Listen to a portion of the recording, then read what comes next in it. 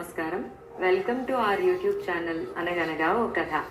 మంచి కథలు వినడానికి మా ఛానల్ని తప్పకుండా సబ్స్క్రైబ్ చేయండి. అలాగే మీ ఫ్రెండ్స్ అండ్ ఫ్యామిలీకి షేర్ చేయండి. ఇవాల్టి మన కథ పేరు సైనికుడి యుక్తి. ఈ కథ ప్రాచీన హంగరీ జానపద కథ. హంగరీ సైనికులను హుజూర్లు అంటారు. వాళ్ళు ఒకసారి సైనికులుగా చేరారంటే 12 ఏళ్ల పాటు విధిగా రాజుగారికి సేవ చేయాలి. మాత్యాష్ అనేవాడు హంగరీకి రాజు అయ్యాక అతను తన సైనికులు ఎప్పుడూ తప్పతాగి ఉండడం గమనించాడు. హుజూర్ సైనికుడికి వారం వారం ఇచ్చే జీతం 4 కాసులు.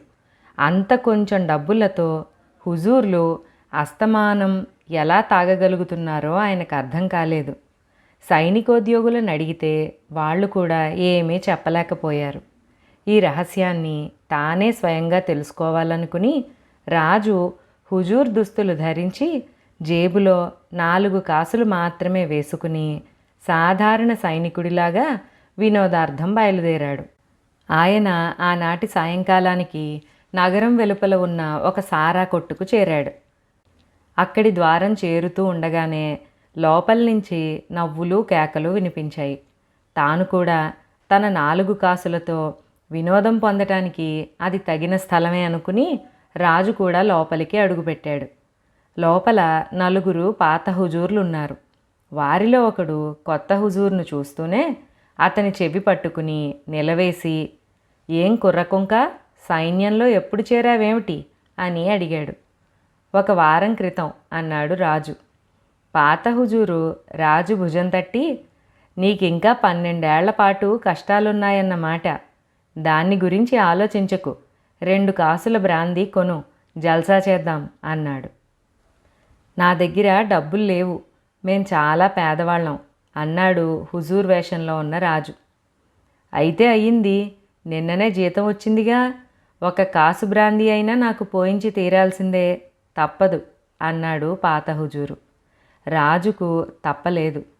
ఒకడికి బ్రాందీ పోయించేసరికి మిగిలిన 3 పాత హుజూర్లు రాజు చుట్టూ చేరి తలా 1 కాసు బ్రాందీ కొనిపించి తాగేశారు. రాజు జేబులు అక్కడికక్కడే ఖాళీ అయ్యాయి. కానీ అప్పటికి వాళ్లకు తాగుడు చాలలేదు. వాళ్లలో యోష్కా అనేవాడు సారా కొట్టువాడి దగ్గరికి వెళ్ళి, "అప్పు పెట్టి 1 కాసు బ్రాందీ ఇయ్యి" అని అడిగాడు. "సైనికులకు అప్పు పెట్టనే పెట్టను" అన్నాడు అంగడివాడు నిర్మోహమాటంగా. యోష్కా వాణ్ణి నానా తిట్లు తిట్టి, "కావలిస్తే నా కత్తి తాకట్టు పెట్టుకుని బ్రాందీ ఇయ్యి" అన్నాడు. కొట్టువాడు ఆ కత్తిని భద్రంగా దాచిపెట్టి పాత హుజూర్లందరికీ తలా కాస్త బ్రాందీ పోసేసి, "దుకాణం మూసే వేళయింది" అన్నాడు. అప్పటికి రాత్రి 9 కావస్తున్నది. హుజూర్లు అంగడి నుంచి బయటకు వచ్చేశారు. అంతటితో వారి ఆగడం అయిపోలేదు. ఆ సారా దుకాణం అడుగున ఒక నేల కొట్టులో ఆహారము తాగుడు దాచి ఉంటాయి. నేలలోకి ఒక కంత చేసి హుజూర్లు కొంతకాలం కిందట ఆ నేల కొట్టును కొల్లగొట్టారు. ఇప్పుడు వాళ్ళ కంత కోసం వెతికి అందులో రాజును దూరి ఆహారము తాగుడు తమకు తెచ్చి ఇవ్వమని ఒత్తిడి చేశారు. రాజుకు ఆ పని చెయ్యక తప్పింది కాదు. ఎందుకంటే వాళ్ళు చెప్పినట్టు చెయ్యకపోతే చంపేస్తారు.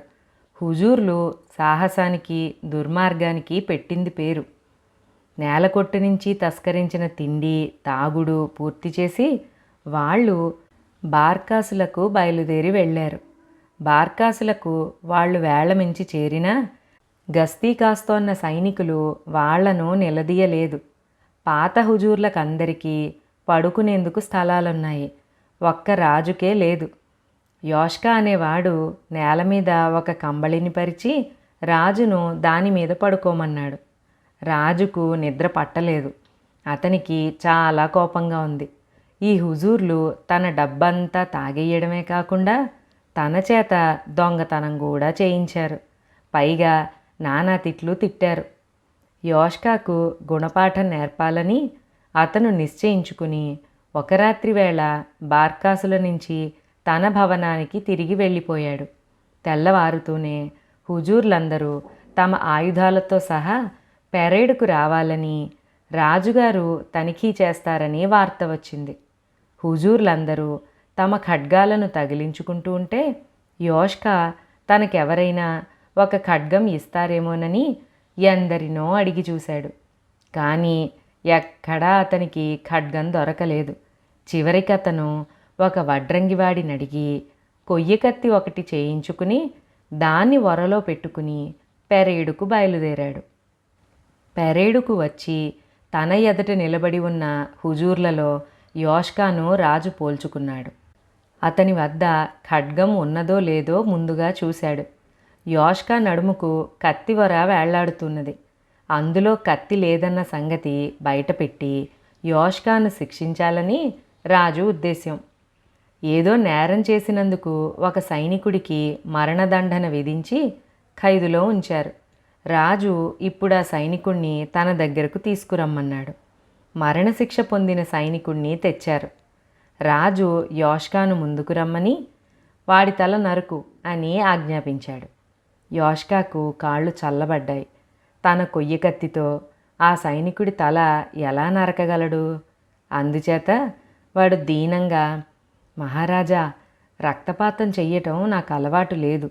మరి 4 ఏళ్ళు నన్ను సైనికుడిగా పనిచేయమన్నా సంతోషంగా చేస్తాను, కానీ ఈ మనిషి తల నరికే పని మాత్రం నాకు పెట్టకండి అన్నాడు. రాజు మండిపడి, నా ఆజ్ఞ విన్నావా లేదా అని గర్జించాడు. మహారాజా, తమ ఆజ్ఞ నిర్వర్తించాలంటే నన్ను ముందుగా కాస్త దైవ ప్రార్థన చేసుకొనివ్వండి అన్నాడు యోష్కా. రాజు అందుకు సమ్మతించాడు. యోష్కా పెద్ద నిట్టూర్పు విడిచి ఆకాశం కేసి చూస్తూ, ఓ ఈశ్వరా, ఈ హుజూర్ను కరుణించు.